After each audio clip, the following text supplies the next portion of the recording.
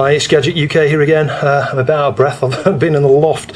I've managed to get out my 500 Plus and my 500. So I thought we'd extend the 500 repairs series here just to have a look at these retrospect, see if anything else needs doing to them. So this 500 Plus was the second Amiga that I bought back when I started collecting again, probably about 8 years ago. It was 2 or 3 years before I started my channel that I got this. So when I did the work to repair this, I didn't do anywhere near as extensive a repair as perhaps should have been done. So it'd be interesting to see, firstly, does it boot up, does it work after all this time? I can't remember what I did with the, whether I put a battery on there. I don't think I will have done. But the expansion slot underneath, I'm pretty sure it will have a memory card in there, a memory expansion, 0.5 meg. I'm not sure whether I added a battery on there. I've got vague recollections of, on one of them fitting a replacement, not a NiCad, a lithium ion cell, I think it was. And the other one I'm not so sure about. So yeah, that's worrying me a little bit actually. I need to go in here anyway just to see the state of the batteries if there are any. So I've got Bubble Bobble in there. Let's see if that works. Seems to be working. Yeah, I'm puzzled as to why the caps lock light's not going off and on. That has me bothered that there's something wrong with this keyboard actually. Green flashing light, so that's crashed, that's not loaded. That's interesting. Yes, all is not well with this because besides the caps lock not go off and on, you can see it's just frozen on booting. So I'm going to take this to pieces and we'll have a look inside. So I've just removed the cover here, so we do indeed have a, looks like a battery on there. No, we don't. Yeah, I removed the battery from that. I'm glad I did that. So it's got some flux around there that needs cleaning up. You can see the corrosion on this was never fully dealt with. So yeah, I might deal with that while I'm at it. I might just actually try and remove this now and try without this to see if this is the problem. In fact, I will do that. Nope, it still didn't work. It rebooted. And can you use the caps lock? Look, it's on all the time. So I'm going to swap it out. You remember this keyboard we fixed in a previous video here? I'm going to swap it out because the keys are a lot better on it and I know it works. So yeah, we'll start by doing that. And if I remember rightly, this was damaged from eBay. Can you see? There's some cracks here in the case. And the top part of the case was smashed to pieces.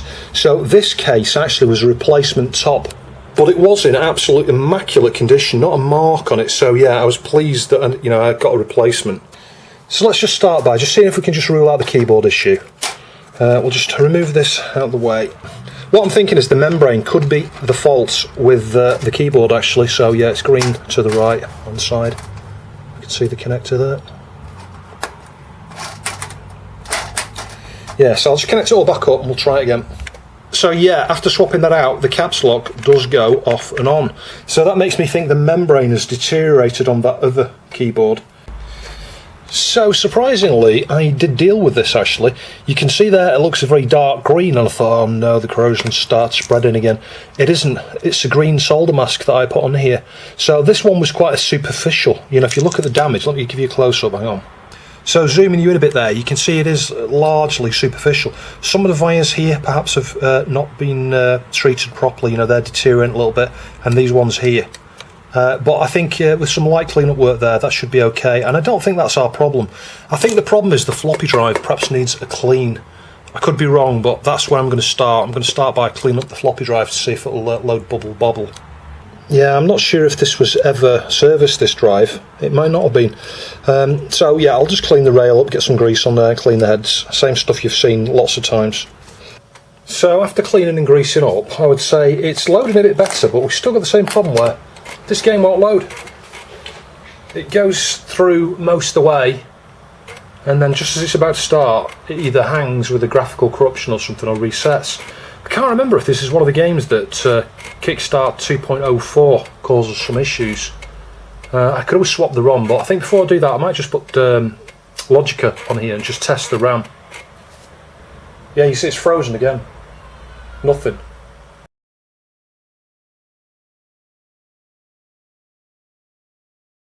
One thing of note on these 500 Plus boards, and I don't think I've mentioned it, you've got 2 extra pins at the top here. I think this will accommodate the 1 meg chip. So the interesting thing is, if I do a chip mem test on this, it passes okay.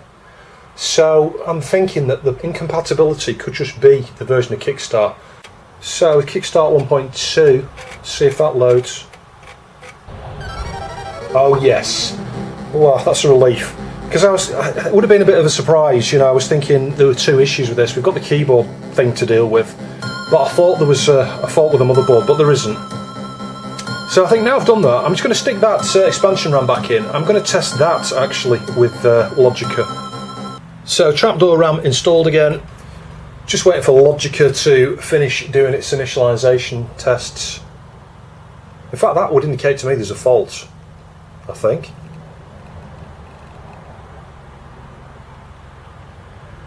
Yeah, I think we've got a fault with that RAM. But it could be some connectivity here that's broken, because my other 500 Plus does the same blooming thing, but then again, that 500 Plus we did in parts 2 and 3. The one thing I haven't fully tested is the expansion, you know, the memory expansion slot here. So it stands to reason a trace could have broken here, and we might have one or two traces broken on the other one, on the slot. So the next thing I'm going to do, I think, now that we know the 500 Plus is working, but we'll get the 500 out, we'll test that next and see what needs doing to that, but we'll test this in there. I think the 500 will have its own memory expansion, but we can test them out that way. So here's the 500, and ouch at what's happened to this. This has been obviously stored in a dark location. Now this was previously retro brighted, and you can see what's happened to the keys. Look how super bright these keys went. They're like almost like white. So that was the first thing, that when I retro brighted this several years ago, it went wrong. This is the only thing that's never truly worked. It's never truly worked on properly. Now I've got a complete spare set of keys to replace this with if I wanted to, but the case as well, look at this here. It's like white here, and then it's yellow. It's gone awful, absolutely awful. Now you can't, oh look at that, that's terrible. Just look at that, that's awful. You can sun-bright these. I know it's not something that people recommend. I tried it on a 65XC. I'll perhaps show you some clips of that within this video, because it's not really a video worthy of its own thing kind of thing. There's not enough substance to it. But I've got nothing to lose. The fact that this has been stored in a dark location. When I left this last, before it went in storage, it didn't look like this. This has gone awful. It really has. Even the keys are worse. It was far, far better when it, you know, when it was out and exposed and some sunlight had got onto it over a period of time. So I think this needs some sunlight now. That is the problem with this. It's not like it needs retro brighting again, because look how white these are. They shouldn't be white. Anyway, let's power this one up and see what's happening. And let's beat the little bubble. Now the interesting thing with this one is it's got Mitsumi keys, yet it's got the old red LED. I mean, it's a shame the case on this one and the keyboard's so bad, really. But I mean, it's in good condition physically. There's not really any marks or anything on it. That's not loaded either. Good God. Put these into storage for a few years and they don't work anymore. Yeah, that's not loaded, is it?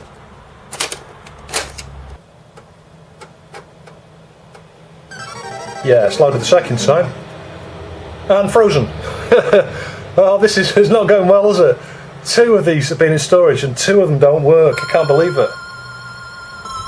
We have got some sound there. Oh yeah, the cable's not in. There we go. Yeah, I thought it'd frozen again for a minute there. It hasn't. Yeah, that's working alright. And the caps lock's working okay on this one. So I know this keyboard's probably okay.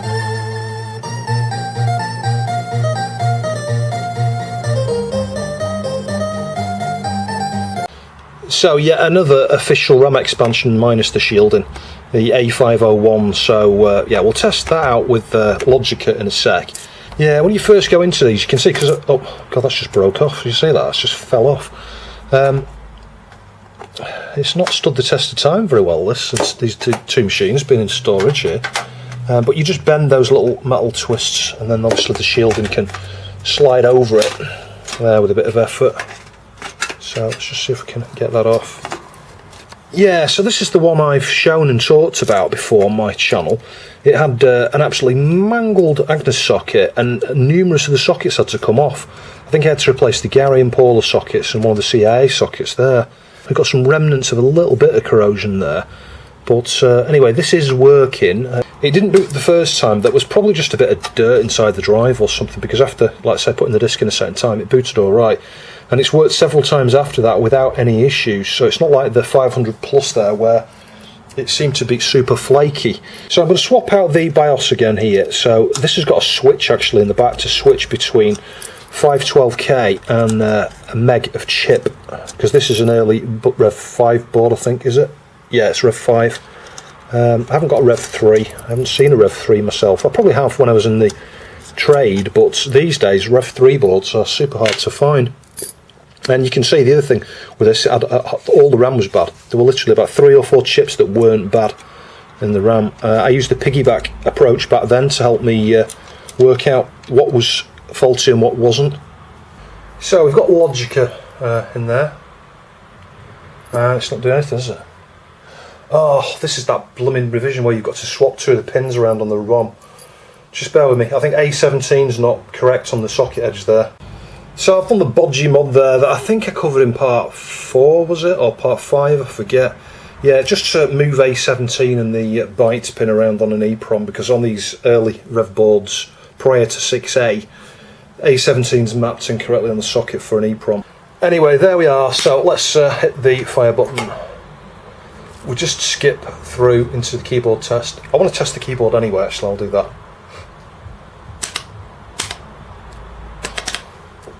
So escape F1, 2, 3, 4, 5.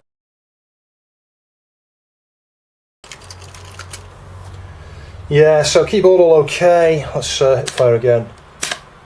Then we should be able to use the keyboard now. We can, yeah. So let's go into memory and let's do chip memory.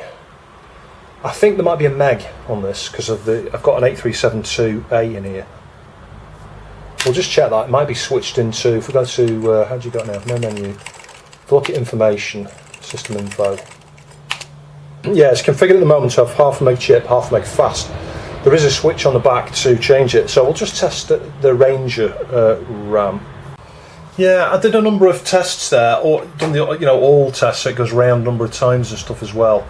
No failures, so that RAM is okay. I'm going to swap out for the other expansion RAM now, the one we were testing, the 500 Plus. Yeah, so this is the RAM on the 500 Plus. It wouldn't even boot into Diagnostics. So that makes me think there was something wrong with the expansion port there on that 500 Plus. So if we test Ranger memory again, yeah, and that's working as well. So I powered it off and switched it into, there's a switch on the back, switch it to 1 meg chip. Yeah, 1 meg chip there, so that's working. And we can just test that. Memory test. Chip is 8. So that should test the full 1 meg range. Yep, that's looking good. I mean, obviously it can't test all of it because some of it's in use there. So both of those are okay. It's interesting, you can see, they have been affected by the corrosion in the past, but all I did at the time was treat them with vinegar and clean off any major issues, and resolder the odd solder point on there.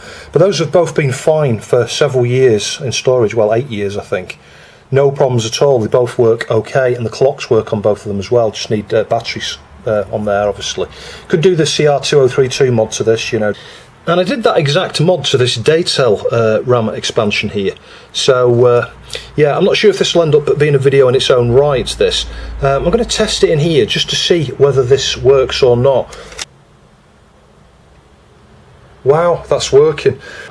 So that leaves us with a fault with the Rev 6A board and the 500 Plus actually that I previously fixed. Because they're things I haven't tested. I haven't tested that functionality on those machines. This comes up, when you run this diagnostic on it, it comes up saying clearing memory, and it just freezes, does nothing with this card in there. You can see some red text on there. I had previously, started another video covering this, repair of this, and I removed this and tested it in one of the boards there, and it worked okay. And then I was getting ready, gearing up to remove all of these to, see if that solved the issue. But what I think we found here is a few problems with. I've now got 3 boards here that've got problems with the memory expansion slot. So the good news is with that bit of testing there, I've just proven that this 500 is totally healthy. Everything works. I checked like the CIA timers and stuff there, and obviously it boots games and things. The RAMs are all okay. The only issue we had with this right from the first power on there is it didn't load on its first pass. But you know what? When a system's been stored in the loft or something for 8 years, I'd be amazed if it booted a disk on the first try. So just careful, pull that out and we can get its mask ROM back in now.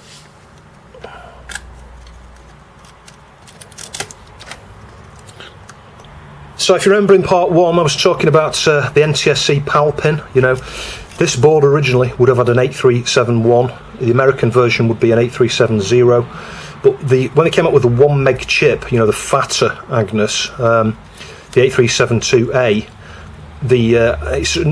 it's not region specific, so this chip, you can find this on American boards, the 8372A, you find it on PAL boards, you know, European boards, and you can see a little bit of insulation tape just there. That's just to mask over the pin. It goes right down the side of the chip and on the underside, and then I just pushed it back in, so that pin is not connected, which puts this in PAL. If you don't do that and you just plug it straight in, it will work, but it will be configured as an NTSC machine. And the clue for me with that was, you know, you do things like Bubble Bobble and other games and things, and the sound frequency is off. It's not right, it doesn't sound right, it sounds too fast, I think. And I guess to make this easy, we go 1, 2, 3, 4, 5, 6, 7, 8, 9. The 9th pin there from that side, pin 1's down here in the middle. 9th one across, that's the one you want to mask off when you've got an 8372A. Just watch that power LED there. It goes out when the filter comes on, I think. I only just noticed it a minute ago. Obviously, they're not very bright, these older ones either. Especially in a well-lit room like this. Look, see it go out? Yeah, I think on the other keyboards you get a dim thing. On that one it's just completely gone out. Is that a fault? I don't think it is. So I'm not getting anywhere with the blooming memory expansions at the moment, trying to understand these two 500 plus boards. I'll show you in a bit. But in the meantime, I thought I'd have a look at this keyboard. Now, I've just been testing it. If you flex a little bit, it goes crazy. The caps lock then stops responding, and it seems to get loads of different key presses, even though you're not pressing anything.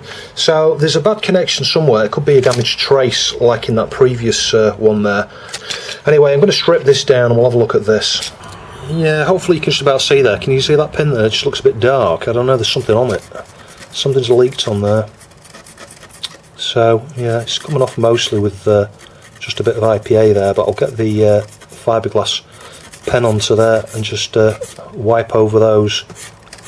I can't imagine that's causing the problem. Maybe it's just a bad connection somewhere, I don't know. So, progress update. This is about 3 hours, I kid you not, 3 hours later. I mean, I've been doing some tidying up and stuff in between, but wife's away, so yeah, I've had plenty of time to tinker on this. On the 500 plus that I had in the loft, when I came to test it with, let's just skip that 0. When I came to test it with Logic Diagnostics, it started normally and then ended up with like a flashing red and sort of black screen. Did I do anything there? What's it doing now? Yeah, there we go.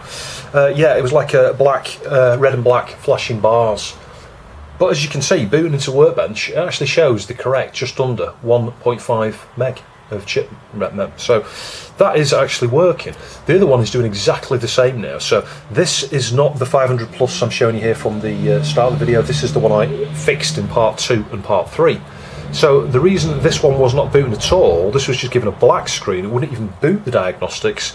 There was a single connection that I'd accidentally added that didn't need to be there. I don't know how on earth I did it when I did those videos in part 2 and part 3 there. And the way I worked that out, I use the PCB, what's it called, Amiga PCB scans or whatever it is. I'll stick a link to it down below. Website there, and I followed every single connection from the expansion connector. And I found one there that went underneath Gary, and it joined to a wire, and I was like, well, on the diagram it doesn't join. I'll show you in a minute where it is, which pin it was, and it didn't join on the diagram. Somehow I managed to stick a little wire there thinking it needed it. I don't know, maybe I just didn't inspect the board thoroughly enough when I was doing the work there and thought something needed joining when it didn't. So having removed that, it booted straight into Logica Diag without the black screen, just the same as the other 500 plus does. They both behave exactly the same way now. So they start to boot the Logica, the screen flashes different colours and things, the patterns there, and then you get to that same point where it goes red and black. It's like flashing, mostly red, but with the occasional black sort of flickering in. And it just does that, flashes off and on, off and on. Now, reading the manual, it says that that's like a ROM checksum issue. And the other thing to point out is you shouldn't have two real-time clocks on here. These could be clashing. I honestly have no idea. I did a search to say, on the internet to say, what happens if you put a memory expansion in with the real-time clock when you've got a real-time clock? And nobody's asked that question before. I seem to be the only person who's ever thought of it. I'm sure there probably is, but nobody seems to have asked it on forums and things. I mean, maybe they have, I just couldn't find it. So the point I would make there is, on these 500 plus boards, if you're not going to use the real-time clock, there is a jumper here, there's 2 pads, you just solder them together. Now, I've done that on the board that I'm going to put back into storage, because, you know, we'll be using one of these boards here with a real-time clock on it. On that one, I'm not going to stick the battery there. The other point I would make is, until you've tested everything out in terms of the expansion RAM, don't do your CR2032 mod here, because you know, you saw the problem I was having with this, and I had to go away and measure all the connectivity, and I was following some of the traces from here, and this is in the way now. I'm like, oh, why did I stick that on before I tested the RAM? But anyway, I worked it out anyway, so it wasn't a big deal. So as I say, this is the board that was fixed in part 2 and part 3, and you can see I cut that wire there. Yeah, that just isn't right, so I just cut it, and the minute I cut that, it was then booting, it was not doing the black screen thing. So yeah, I'm pretty confident that that board is 100% now. So the final issue now is coming back to the board that we covered in part 6, I think, and in part 1. You can see, this is something I forgot to mention, the ROM on the, you know, the kickstart ROM on the motherboard here, when that fails with certain faults, it will indicate via flashes on the power light here. So again, it's a bit like the caps lock, you know, the caps lock on the keyboard. The MCU on the keyboard can flash the keyboard caps lock light to indicate problems, or Kickstart on here can flash the power light a number of times to indicate faults.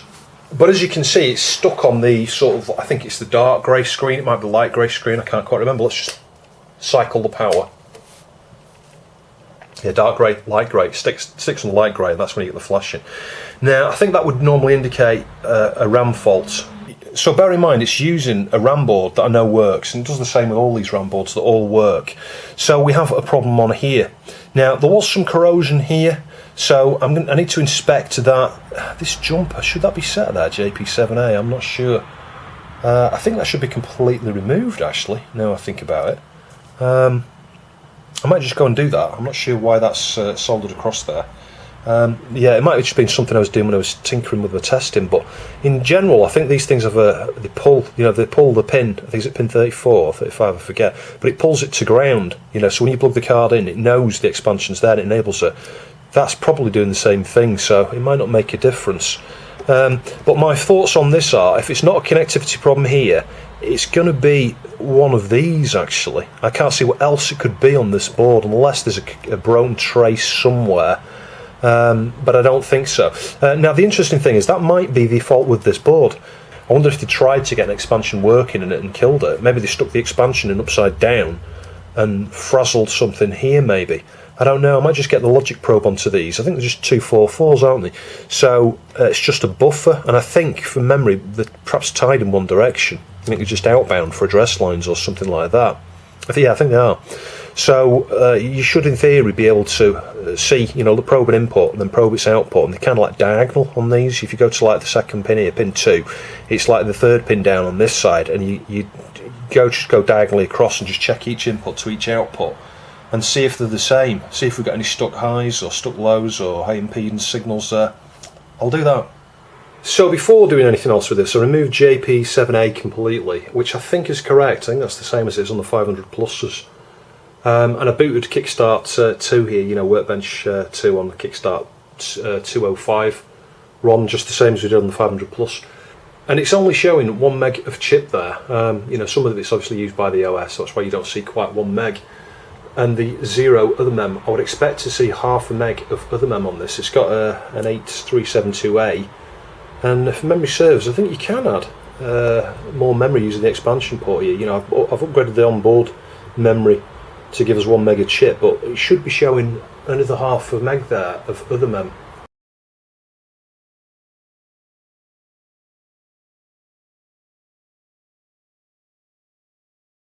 So just testing with sys test here, you can see that it is reporting 1.5 meg on these 500 plus boards, and it is testing the full range. If you watch the addresses there, I think it ends at 17 FF. Yeah, if you look at the address range there, it does check right up to 17 FF. And there are no issues at all, just as I found when I boot Workbench. So it looks like that's a deficiency in the Logica diagnostics. For whatever reason, On the 500 pluses, when you've got more than 1 meg of chip, well, 1.5, it can't handle it, and you just get red and black flashing blocks there. So what I'm going to do now is clean up the solder points here, fit a CR2032 holder, because I've shown you on all these different boards here, a few different expansions, and the 500 plus and on the 2000 as well, although you might not have seen those videos yet. It's just yet another example of one of these. So that 470 ohm resistor there, let me just show you. If I put the meter on continuity, and I might need to move it into shot actually, because you might not hear the beeping for the rain. Yeah, you can just about see that. So if we test the probes there, and if we measure from this side here to the positive is the side with the 2, got a short. The other side of this resistor goes to that top pin there. That's the VCC connection to this real-time clock chip. So 5 volts comes in from the Amiga here to power this chip, but it then goes across this resistor here and charges the battery, and then when obviously you've not got power from the 500, the voltage just comes across that resistor and charges it when your 500 is not powered, or your 500 plus if you've got one of those. So all we're going to do is remove this resistor here and fit the diode that way with the band to the right hand side nearest this chip here, so that it can only feed the chip. You know, the 5 volts coming into here can't come through the diode and back charge CR2032, which is non-rechargeable. It will mean you've got to swap your button cell out, but I'll be honest, they last quite a while. I've got a CR2032 on my Neo Geo MVS, and that's powering a couple of 62256 chips, and it's been in there for 18 months now. Measured it yesterday, it's 3.1 volts still. So it just goes to show, you know, you get 2 years, maybe 3 years out of one of these batteries probably. So a quick update, I removed the cap from this side here and relocated it underneath. I need to clean the flux off there, but yeah, I've done that so that the battery bay will fit there like that, because otherwise, you know, if you go to the one over here, it's like this overhanging on the side, you know, so it's not going to fit in. You need it away from the edge here. So that should be okay, I think. So I'll just solder the contacts.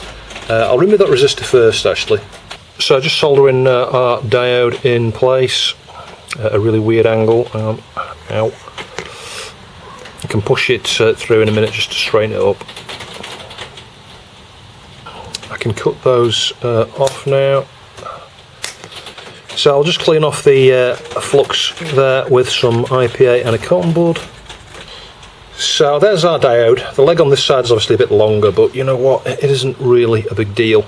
So the positive is the springy thing there, the underside. So it's going to need to go this way.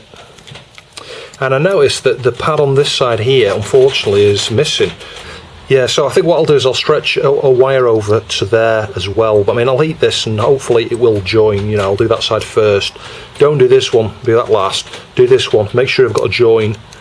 And I'll join a wire across here, make sure it's firm and stable, and then I'll just solder that point. Yeah, and you can see what I mean there. I've just heated that single pin, and I can tell, you know, it's held in place. So I just need a wire just to reinforce it. That one should be okay, because we do have a pad there. It's going to need extra heat though, because it's the ground. It's, you know, it's all of this area around here. It's a massive area of copper. But I just want to measure the voltage, so switch this on. And I want to make sure, if we test from these two connections here, we shouldn't have a voltage. We don't, 0.1 volts, can you see that? So I had the battery cell holder on the wrong way there. It's a good job I was measuring the voltages here to check it all. But if we measure on the pin of the chip now, as you can see, hang on, just get it in the right place, 2.96 volts there. So that should work. So as I say, I disabled the real-time clock chip on board, this 500 plus, but we'll plug this in, we'll boot it, and we'll just make sure it's working. So I've just had one of those what the fudge moments with this Amiga. I've spent considerable time trying to understand why this machine would not work with you know, slow RAM here, pseudo fast, in the expansion slot. And it really is a question of this board will not support it. If you've added 512k of RAM here, which we had done to make it 1 meg of chip, This is disabled. You cannot use this. If you try and enable this, the system will not boot. I think because it might even be trying to address both at the same time or something like that. It just hangs on the second grey screen, you know, the light grey screen, I think. But that's just confused me so much. I spent so long messing around with the jumpers here. You can see that one's currently soldered downwards, I think, which perhaps enables this. Normally, when you move the JP2 up here to make this 1 meg chip, you just remove the solder points there, and then, you know, the expansion slot is no longer used. Yeah, so my memory must have just been slipping there, because I could have sworn there was a 500 that I came across in the past that had half, I forgot what it was now, I'm sure it was one of these that had a meg of chip and it had half a meg of expansion, but I think it had a mod. And actually I did some more research after I discovered that there's no way I can get this working this way, and I found there is a mod. You need, I think, 3 TTL chips and just you wire up, I don't know, several connections to different places on the board, and you can then use this as you know, an extra 512k of slow RAM. I might do that in a video in its own right. I'm not in a rush to do it within this video because I've just got so many other things going on here. I need to go back to that 500 plus, the one that I reassembled and said there's nothing wrong with it. There is something wrong with it. And the way I know that, this is the thing, is I'm just going backwards and forwards like a yo-yo here. You'll note that the Diagnostics ROM, you know, the Logica one, I told you it doesn't work with these 500 pluses when you've got more than 1 meg of chip. That seems to be the case for me anyway. Both boards behave exactly the same way. Won't test when I've got 1.5 meg of chip. You take half a meg out, it works okay. So I got this assist check put on a floppy here, and I've obviously been testing the different boards with this software as well, and everything works okay, including this one. Bear in mind, like I say, you can either have half a meg of slow or you can have 1 meg of chip. I think you could probably remove these chips here and configure that as chip, actually. So you've got 2 different ways of doing it on here. But on the 500 plus board, the one that I'd reassembled and said everything was okay with, my original one out of the loft, you know, it's been there for 8 years, it shows the right amount of RAM in Workbench, but when you run this, on that 500 plus there's 2 half meg blocks, and it tests each of those, no problems, and then it comes to the half meg in the expansion slot, and it comes up with an error, and it's like all of the bits are crossed out. It's not just like one particular bit, it's all of them. All 16 have got X's through them, which suggests that some sort of a dressing problem or something has happened. I don't know. So it's a bit ruddy mysterious, to say the least. So I'm going to have a look at that 500 plus board again, but at least I know what the state is with this now. What I'll probably do is just remove the expansion and revert it back so it's using a meg of chip, and then at some point we'll revisit this and do a mod to get the extra half a meg of slow RAM working on it. So I found 2 broken traces on this original A500 Plus, you know, the one I had in storage here. That was the reason why the RAM expansion was not working, and it was pin 28. So yeah, I don't know whether you can see that. If I just click on it, it'll perhaps change the colour and highlight it in blue. Yeah, you can just about see the connection from here. And I traced each of these, just went through each one of these, clicking on it here. It was quite difficult because I had to hold the board on the table and use the multimeter and try and just get the mouse to hover over and not move the mouse, because as soon as you move the mouse away, as you'll see, automatically selects another pin. And whatever you do, don't hover over a ground pin once you know where they are, because just watch what happens. And this could be because my computer's fairly old. Look, it's frozen.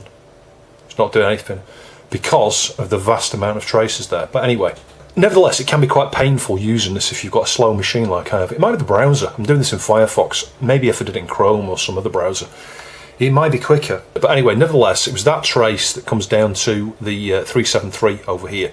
Now, the 373 had already been off this PCB, so I'm not discounting. A trace could have been damaged there, but it looks like a little bit of corrosion on the connector there. When I originally treated this, I perhaps didn't use vinegar at the time. It might have just been cleaned with IPA. So I'm going to go over the inside of these connections here with some vinegar now, but I'm going to fix that trace. There was one other trace which didn't really affect anything apart from disabling the real-time clock. If I just scroll up a little bit, and if I highlight the pad, I think it is that pad, actually, the left pad, just give me a sec, it's frozen. Because that's the right-hand one's ground. Yeah, it was that left-hand pad there. So again, while I was tracing the connectivity here, I forget which pin it goes to, somewhere around here. There's a little wire, and it went to the wire okay. It measured here as a short. It's the actual pad, 400 and something ohms. So I've just soldered a wire straight from here down to the little wire, and that solved that. which means that the real-time clock is now properly disabled. But again, like I say, you wouldn't have noticed that. I wouldn't have noticed that back in the day because I wasn't testing the real-time clock, I wasn't trying to disable it. And the reason I didn't spot the thing down there, because back then I didn't have any RAM diagnostics software, and I just plugged it in, booted Workbench, came up with the right amount. I knew that memory card was okay. I tested it previously on other machines, so I just assumed it was okay. I didn't spend any quality time testing the, the half meg in the slot here. And the other issue there is lots of games don't use 1.5 meg. It's a really weird combination. Yeah, I mean, you would do if you started using it in Workbench. You'd notice if you start filling the RAM up and stuff. So you could use that same website there to fix corrosion issues around Gary and stuff, but in this case it was just around the expansion slot. So I guess it's interesting to take a kind of retrospective look at my own bodgy modding skills of years gone by, because like I said, this was done about 7 or 8, maybe 9 years ago in total. So I think in retrospect, this area here, it was okay. I've cleaned up, you can just about see, I've been cleaning up some of these wires here just carefully to make sure they are still super clean and the connectivity is good, and it is. So I think what I'll probably do now is clean over some of these, the bits that are just a little bit dark grey with a bit of vinegar again. I'll clean over here with vinegar. There's a bit of green stuff here, but I think actually that was the solder mask paint rather than corrosion, but it can sometimes get onto the edge of the pins here. I don't know what I was trying to do here. Can you see this is glued down, and it's just it's to fix a connection here to one of the jumpers. I guess the trace must have broken or burnt out or something. I don't really know what's happened there. It could be some mod that someone did previous to it coming to me, but then I put that green wire on, I'm sure, and I've glued it down. I typically wouldn't glue things down like this now. And the pads there, look at the solder blobs on those, they're giant. So yeah, I'm going to reflow those with some new flux. I'll use a new piece of Kynar, just trail it around here. I'm not going to glue it down. Why is it that long? I don't know why. This is the thing. Why on earth did I use a wire that long? I don't know. You need to keep them as short as possible and as direct as possible, and not round and crazy like that. Anyway, so I can tidy that up. It's a similar thing under here. The solder points are okay. There's nothing there that I would perhaps redo. Yeah, glue blobs here. Well, there's nothing really technically wrong with that. This new black wire I've added there to fix the RAM issue there. It's I'm just going to leave it. I'm not going to stick any more glue, but there's a wire here that comes, instead of coming, you're supposed to just fix a little connection there. Let me zoom you in. Yeah, this is another one of those what the fudge moments. What the hell was I thinking? Having a U-shaped wire here when it just needs to go from there to there. I honestly don't know. So I'll remove that, and I'll just stick a super short bit of wire across there. It doesn't need gluing down, doesn't need to be a U-shape. And this one up here, I'm going to redo this one. What the hell was I playing? I was trying to create a rainbow look. It's it just needs to go from over here to over here. Why I thought it was a good idea to have it really enormously long, and then, I don't know, there's a curly bit on the end there. So yeah, not some of my finest work, but this has been working. It's just the things, like I say, that I couldn't test back then that I'm coming to test now. Yeah, and in retrospect, like I say, I did do some questionable things on this, so we'll just shorten those up. So I've replaced the two underneath. I'll show you that in a second. I think perhaps I wasn't really using dedicated flux when I first started, but if we just had a bit of dedicated flux there, you can see that's cleaned up a little bit. Obviously we need to join the pads. The way this JP3 here, I think it just swaps the internal here for the external or something like that, swaps the blocks around. So you could potentially use that to diagnose a RAM fault. Maybe. I don't know whether it works.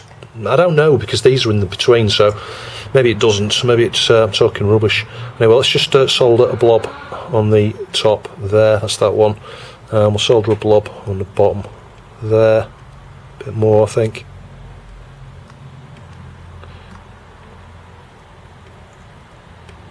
I'm going to join this all up in a minute, and I can see it coming. Yeah, that's not too bad. So all I need to do now is just join a wire up to that third pin on there, and then just clean off the flux. It'll look a bit tidier.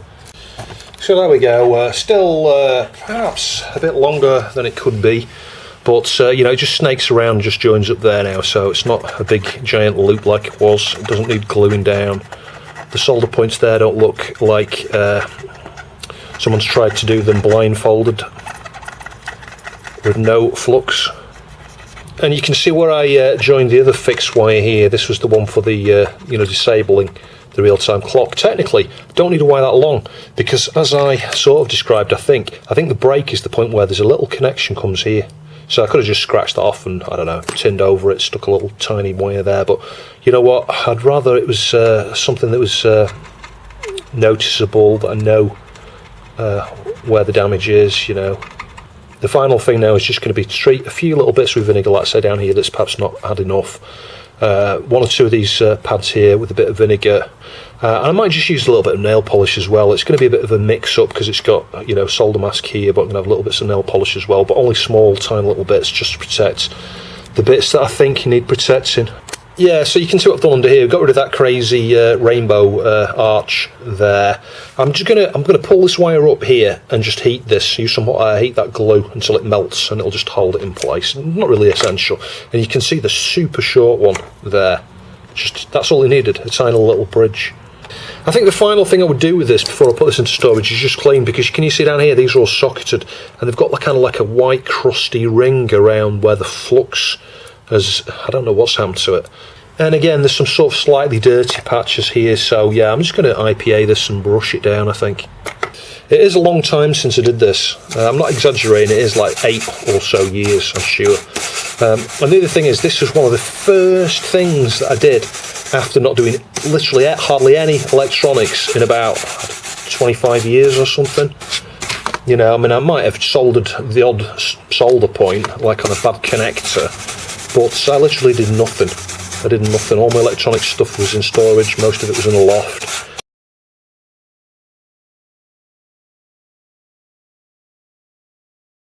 So still looking a bit dirty in places here. I've got the temperature 140 here actually, it's not that high. I just want to melt that hot glue and then just slip that wire just underneath it a little bit. See, it's starting to melt there, look. Just push it down a little bit.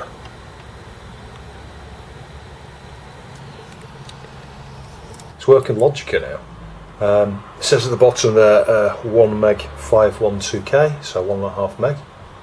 Exit memory test, and if I test the chip memory, it's going through the full range there up to 180000. You know, that's one less than what we saw on the other one where it's doing 17 FFFFF. Is that 4 Fs? Yeah, that's right. So yeah, that seems to be working with Logica. But I had to swap the memory expansion because I was using this one, so I'm thinking there might be a glitch with this one. So I'm going to try the other 500 plus board now, the one we fixed in part 2 and part 3 with a Logica again, to see if that is now working with this same memory module we're testing here. Well, I am surprised it is working on the other one as well, so I must have just been testing with a questionable memory module there, because this one again is showing up, as you can see there, 1.5 meg. So let's exit that. We'll do the memory test on this one. Clock's working again. Yeah, it's doing full range there up to 180000. Yeah, it's working. The interesting thing is this other RAM module here, it passes tests, so just not in combination with these just at the moment. I'm thinking it could be some corrosion actually in there. So I'm going to clean this up some more and we'll retest it. Yeah, after cleaning it and reseating it, I think actually it is working.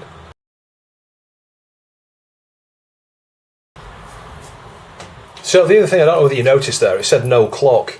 I think when you've got two clocks, this is the problem, they can clash with each other. So let's just see if that detects the onboard clock now. Yeah, there you go, clock's back up, look, 1401, that's correct, I think. Yeah, it is, time's correct as well. So that is working. When I plugged it in, this one wouldn't boot with Logic, and then it did after I reseated it. So, you know, I can see some bits of green there on the end of those pins actually. So I'm just going to go over these with a bit of vinegar, because like I said, I don't think this would have been clean with vinegar. But when I initially did it, it probably would have just been IPA. I mean, I might use vinegar, I honestly can't remember. So on the complete 500 plus here, I've swapped out the audio coupling caps. Now I'm going to swap out these 1000s here with brand new Panasonic 3300s. They were the same on the 500 revisions. By the time we got to the 500 plus, they down-rated these two caps here to 1000 microfarad each, down from 3300. I'm thinking that was a cost-cutting thing.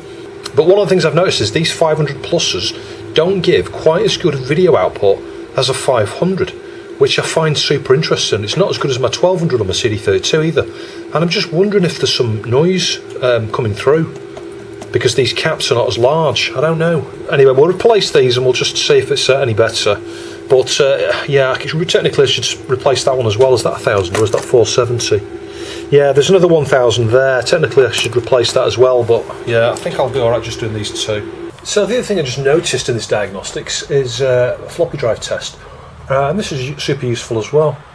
I'm using, obviously, you know, the drive from L you saw, I think, in a few videos prior to this.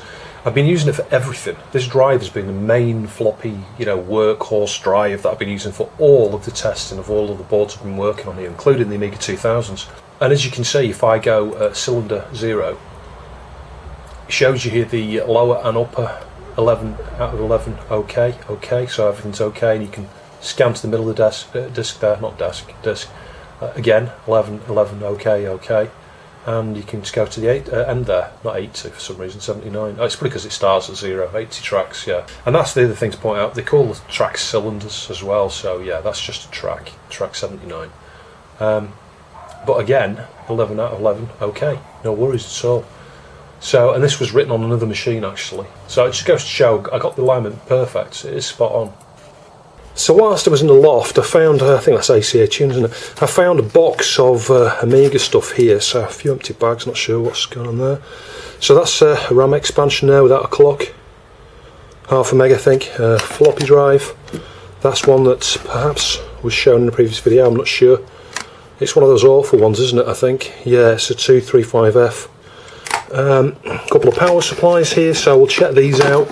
I don't think these have ever been used by me, so you know, this is one of the ones you would have got with probably a 600 or a 1200. It's quite heavy, very heavy in fact. Another power supply here, this is a heavy one as well actually.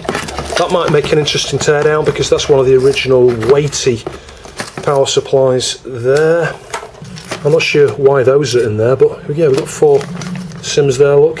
An awful joystick, that can come out. Little wrap. Those are for an ST, I think. Screw mounts there for an ST. Another floppy drive here. I'm not sure if this is, oh yeah, STE. Yeah, ST/STE. That's interesting. I'm guessing that's what the one that's in my ST when I purchased it. The shell here from one of the expansion modules, probably one of the ones you've already seen. And then we've got a couple of RF leads here. What's in here? Oh wow, I never even knew I had those. I must have bought that as a job lot. Yeah, it's a load of keys, look. And I think these are the Samsung ones. Oh, that's irony for you. I spent ages trying to find an F2 key. Look at that, it's the first key that came out. Oh, irony, I hate you sometimes. That's ridiculous. Oh, and I've just bought one of these as well, look. Oh, just like I just bought one of these, literally, within this blooming video, and I already had a spare PCB here for one, with LEDs as well. Oh, that's super blooming annoying. Is that another one? Found another one, look. Yeah, I think I bought these separately off eBay as spares. I'm glad I did. I mean, we don't know whether these work. Someone might have, you know, split these down like this because they don't work. But I can test them out anyway. What's this? Is this more keys or something? Yeah, it is, look. Look at all these, another set of keys. These are Mitsumi ones though, and they're pretty faded and yellowed, look. Springs and plungers and everything. So I'm glad I went up there actually. I'm glad I saw these because yeah, I could keep buying some of these things thinking I need them when I don't. So we'll have a look at this. I think this has got discs in it. And some manuals here. So when I bought my 1200 it came with a junky 500, you know, the one we're looking at within this video, the really super yellowed awful keyboard one. It had loads of faults with it, but that was just thrown in. So I got the manual with that as well, which is nice there. What's this one? Commodore Amiga Transformer, using Amiga Transformer preferences. I'm not sure what that is. I don't even know what Amiga Transformer is. And then we've got the A1200 user guide and Workbench 3 user guide as well. So yeah, it's nice to have those things. So I think this has got a load of discs in. Maybe it hasn't. This has got manuals in. I think there's another box somewhere because this isn't all of the Amiga stuff actually. I'm going to have to go back up there. Now the interesting thing with this is, look at all these original manuals here. Worms, Syndicates, yeah, Pinball Dreams, Chaos Engine, some printed stuff and what have you here. So it's amazing, I've been back up there again. You can see I found my original Cassiopeia pocket PC here. It's well and truly stuck in. I get the feeling the plastic stuff start to melt. Yeah, it has. It's got that effect where this stuff gets sticky, but nevertheless that's there. The charger for that is here as well, so I'll keep that out now. So that's that complete, because I've got the base station, as you saw when I looked at that second one of those that I got. This, I was going to order one of these just literally yesterday and I didn't, so I thought I'll just hang fire because I haven't got the money just now. And lo and behold, I found one in the loft actually, so yeah, that'll do for the 2000 there. But this is what I was looking for, a box of Amiga discs, and you can see the previous owner of this categorised them into the sections here, A500, A1200. So let's just have a look. Turrican, yeah, that's nice. Lots of backups of Workbench and stuff here. Oh, there's an original there. Originals of Workbench 3.1 that would have come with my 1200. What else have we got? More backups of Workbench and stuff. Turtles, Garrison 2. Now I'm guessing this side is going to be mostly originals. Yeah, look, Pinball Dreams, Loom, awesome. Disc 1, Disc 2, Disc 3, Lemmings 2. All 3 discs. Obliterator original, Monkey Island 2 original, lots of discs for that one.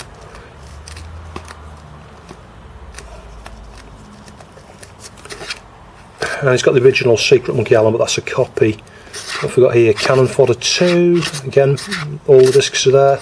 Worms, Disc 1, Disc 2, Disc 3, so I've got an original copy of Worms as well. Syndicate,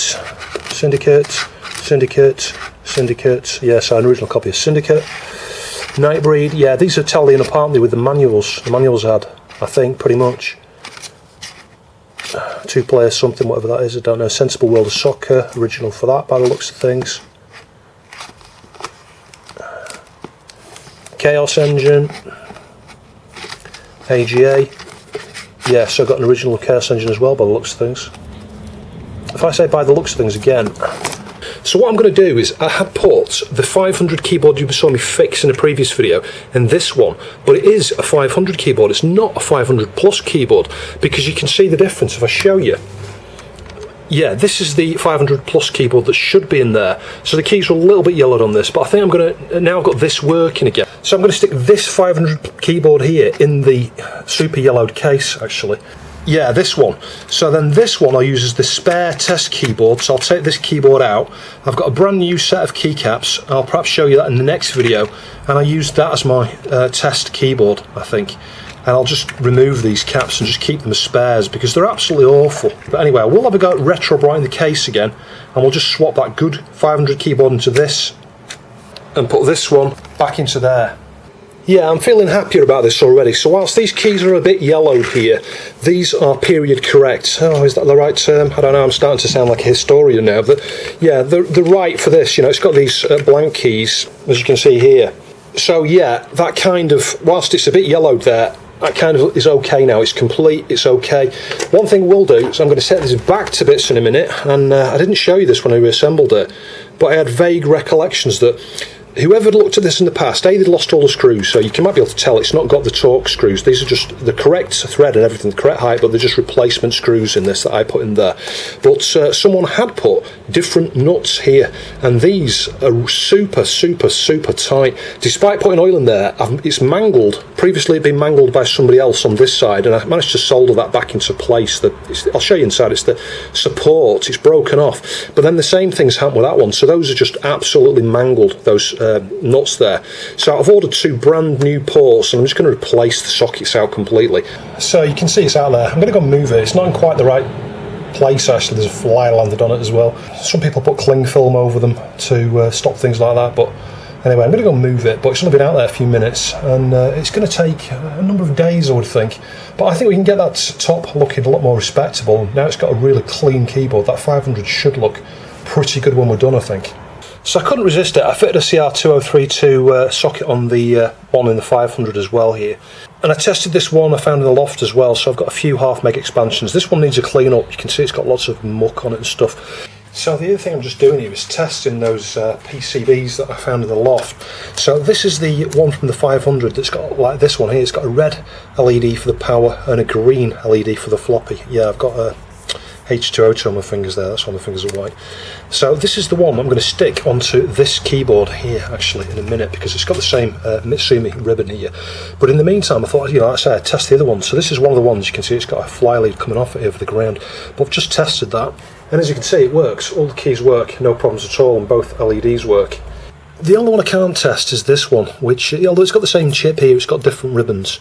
I suspect that this one might be for the Samsung keyboards, because I vaguely remember my Samsung having two ribbons there. It could even be for the Space Invader one, I'm not sure. It does say green there, so I'm guessing this one's got a red one and a green one again. The keyboard that I'm swapping out here, it's the one I repaired in a previous video, but this one's got like a green power light and a yellow floppy light, which isn't kind of period correct. Yeah, I'm using that phrase again. Isn't period correct for this Amiga, which is why I'm going to put the red LED and green LED PCB on here in a sec. So this is the old one that I'm securing on the keyboard we fixed in a previous video here. It's like I say, it's just to get those LED colours right.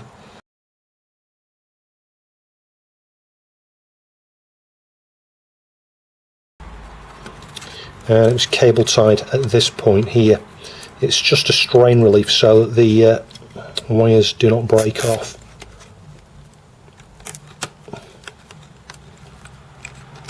Yeah, that should do. Just snip that there. Yeah, as you can see, red power LED, green floppy LED. So, like in my 500 Plus, I think the drive on this perhaps originally had a quick head clean, but then it was used a fair bit before it got put into storage. And obviously, it's not been cleaned since. And I did just get a read error on this drive. You can see actually the drive here is very similar, if not identical, to the one in the 2000 video there. You know, the main one at my 2000. It's got the same chunky assembly here in the Sankyo motor. It's a Chinon F354E. Anyway, so I cleaned the heads. The nice thing with this is you can push the head. It just slides up and down on a, I'm not sure what. Actually, I'm not sure what actually moves it. Oh, it's this here. It's a bit like you get in the 1541 disc drives there. A ribbon, you know, a metal tape, piece of metal tape that comes out and moves it up that way with a stepper. So I think these are a bit more, they were perhaps more expensive to assemble. You know, you don't have a ribbon for the head here, you've got wires. But we're just going to get a bit of grease onto the rails there, and I'll just try and move the things around and distribute it, get any excess off, because we don't want tons and tons on there. We just need just enough on. The difficult bit is going to be trying to squeeze a cotton bud down there. I'm not sure how best to get to that actually. Yeah, there we go. Just clean these little bits I've just got off. Let's try that. And then there's another rail down there as well, so similar thing, just to get a little bit of grease on there. Super tight in there, it really is. Again, I'm going to have to squeeze it past the head, look. Anyway, that should do the trick. It's the head's already been cleaned. I cleaned it with IPA. I've not used Plastex, but I cleaned it with IPA and then I tried the workbench disc again and it booted perfectly. Whereas prior to that, I'd had it fail at the same point on the disc every single time. So I'll reassemble that now. Something interesting to point out while I'm assembling this, I took off a few pieces of tape. I'd stuck tape on here because this is what it originally has. It has two pieces of tape on the sides and it just clips, you can see it just clips on the back here on those little hooks. But it is literally taped on. That's what they use to, you know, hold this together. Sellotape. It's crazy. So my replacement connectors have arrived here for the joystick mouse ports. So you can see the issue straight away here. Can you see? There's a blob of solder here, and this nut. It's supposed to be a solid piece of metal like that there, and it's broken off. because someone's used the wrong hex screws, and admittedly I put the same ones back in afterwards and thought these are a bit blooming tight, and then remembered that this had been previously damaged, and what was happening is the nut was just going round and round and round. So I tightened it up, put some oil on the screw threads as well. I got them to go back in. This one started to bend a little bit. I thought, I've had enough of this, these really need swapping out. So yeah, I mean, you could argue they've loosened off a bit, but I mean, look at the state of that blob of solder and stuff there. Look, that one's twisted, can you see that? So yeah, they're broken. The plastic's also gone soft there as well, which is part of the problem.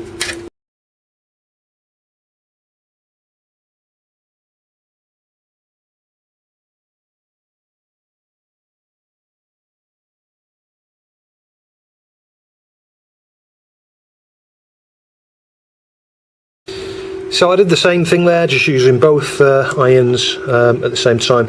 These have got a split in the middle, these, so you can sort of squeeze them together like that to try and snap them off the edge. In fact, those are free, I think. Yeah, that one's free. That one's snapped on. Oh, there you go, that one's come off. That one's snapped off that side. And that side. So bear in mind, we might have some solder on the top side here that could hinder removal, and bear in mind these are going to be warm still. In fact, I can feel it's a bit toasty under there still. Yeah, with a little bit of, look, there you go, no worries at all. Piece of something.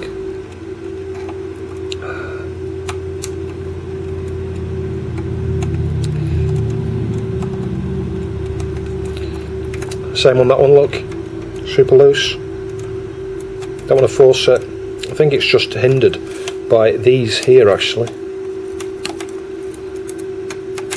There you go, doddle. So just cleaning up this side with cotton buds here. Why not? I mean, you're not going to see it, but may as well just clean it up before we get the new connectors on there. Yeah, you can see these came from Amiga kit. The funny thing is it's an NES debug. Like, you're going to be able to damage these with static. I guess that's their standard bags, but anyway, it's really nice that they're providing these as replacements. I mean, they're not going to be the exact same ones. They might be. They look almost the same, but yeah, look, push through, no worries at all. I'll fit that one as well. Carefully get it into position. Just check the pins aren't bent. Yeah, it's always worth inspecting. If it's not going straight on, just inspect the pins, because there's a chance that they might have just been pushed a little bit at some point when they've been in a drawer or something, a component drawer. These are the cheapest, junkiest blooming things I've seen in my life. I mean, alright, they might last, they might be fairly stable once it's on, but it means you've got to get the shielding on there now and make sure that's, those are sort of held in place. It's not exactly the same as the original ones. So something else I've done here is remove these sockets from both of the boards we've been looking at here, the 500 Plus and the 500. The reason being is because, well, this one had some dirty pins, and whilst it cleaned up okay, yeah, it probably needed a new socket. But the main thing is, because I've had that, I'll show you, because I've had this in there, can you see this has got round pins? Yeah, they're not thin and flat like normal chip pins are. If I just try and get you both of these on camera so you can compare, if you look at these, they're super thin normal pins, and these are round. They've got almost twice the thickness to them. So when you've had one of these flash ROM chips in here, you widen the pins, and I've done that on both of these as I've been testing and stuff.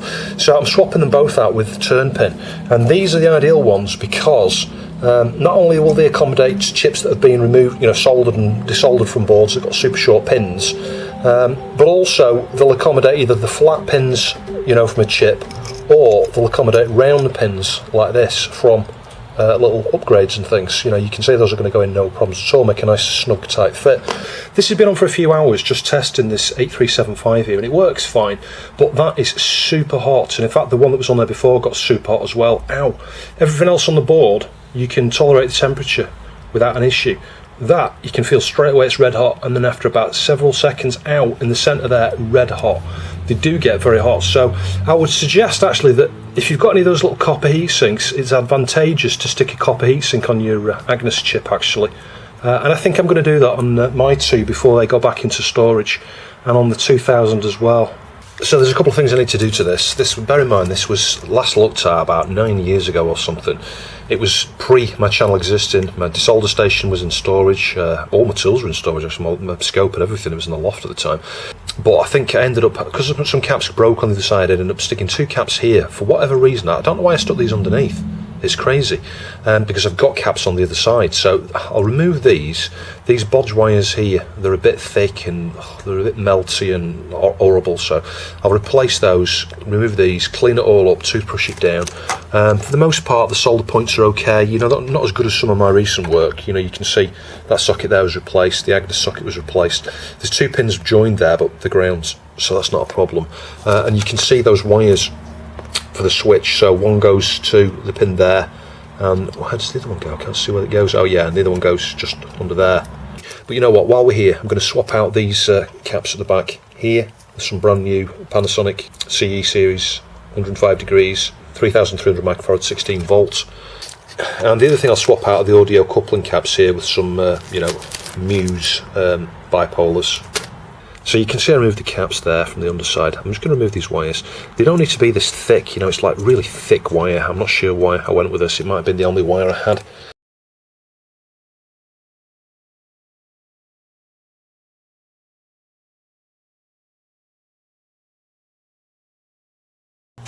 Yeah, that one's out. So it's just this one now. That's out. There's a bit on there still, I think. Yeah, there we go. So there's our cap. It smells a bit fishy underneath actually, and it feels a bit oily actually. I don't see any signs of leakage. We'll have a look on the top side in a minute. Anyway, let's just try and unblock those now. This one, like I say, I think will unblock. The ground might take a bit more heat. Yeah, it's nearly unblocked that. So some more.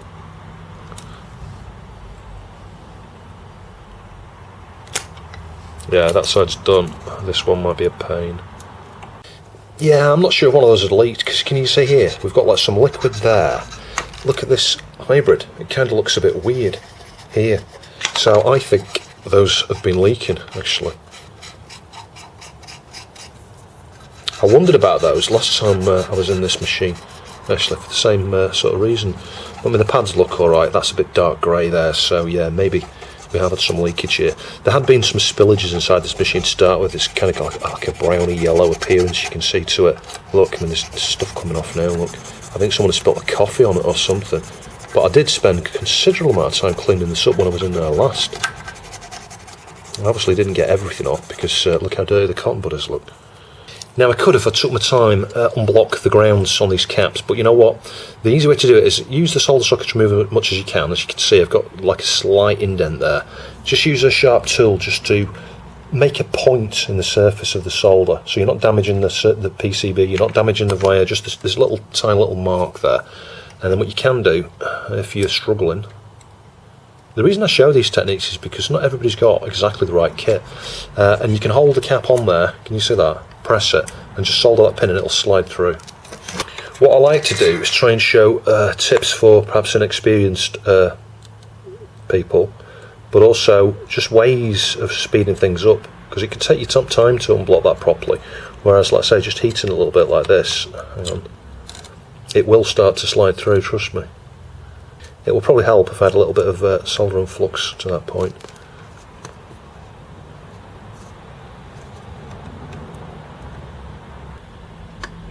See that? Look, all the way in, no worries.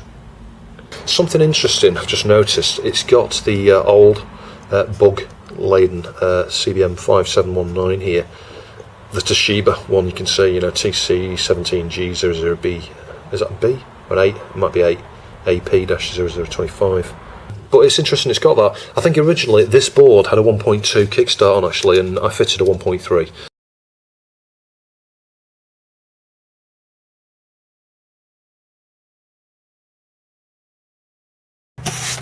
Sweet. So I cleaned up a little bit down here. You can still see there's, you know, a big bit of copper exposed there, obviously where the cap was originally damaged. So we replaced those caps and marked them up. I marked up the 2 here, the Muse ones that I, you know, fitted there. marked it up here, you know, repaired 2012. I think it was before that, I think it was 2011, but anyway, repaired 2012, partial recap 2019, and then I stick a red dot there, like that, and that just reminds me that anything that's got a red dot has been redone. You might think I'm being lazy, but you know what, they don't all need replacing. It's always a good idea to replace, you know, the main capacitors. You could argue that this one here on some of the boards it needs doing. It's like 470 normally. On this one it's probably not, it's probably 100 or something. As I mentioned in earlier videos, they've changed the cap size between board versions, but actually bigger is generally better for these ones. Like, so that 100 you could swap for a 470 like the later boards have. And I think some of boards have not got 3300s here, they've got like 1000s or something, and I would go with 3300s if I'm honest. You can see this one, I think it came without a connector here. It might have been chopped off, so I soldered that back on when I first got this. You know, it was in the right state of disrepair, this one.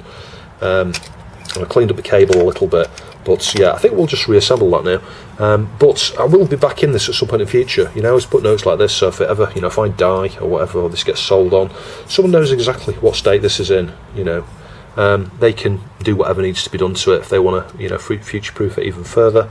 But yeah, you don't always need to panic and replace all of the capacitors and these sorts of things. There are just key positions that can leak, and there are key caps that you would be foolish to not replace while you're in there. So I can't remember which board this came off. I think it came off the 500 actually, and you'll see the ESR looks normal, but then it says in-circuit leaky.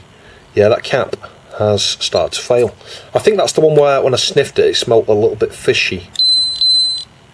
Just testing with that lid on, you can see the time dates right there, 15th September 2019. I think the time's right, I'm not sure what time it is. Let me just have a look at the time. Yeah, it is 13:31 on my phone. So the upgraded it to the real-time clock on there worked. So you can see we've got 1 meg free memory. Yeah, it took me a while to work that out. I remembered it eventually. It's Avail. So you can see chip available 440912 fast.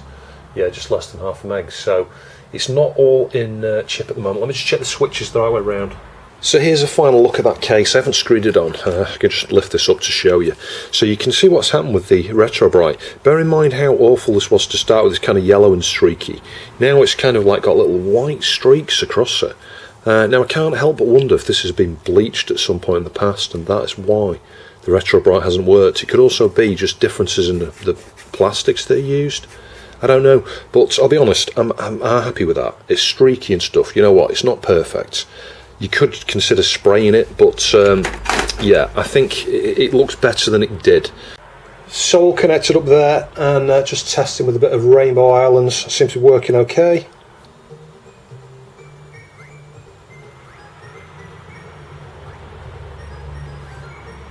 So again, I marked it up underneath just to remind myself that this has been partially recapped, but also when I did the work. I mean, technically I've got repaired 2019 here for this 500 plus.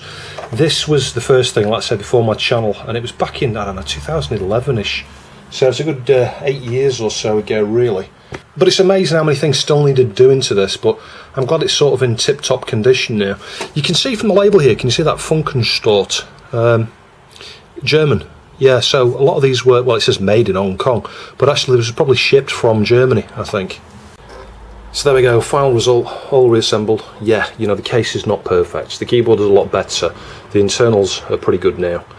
Appearance is not always everything. You know, the main thing is it's 100%, it's intact, and it's my 500.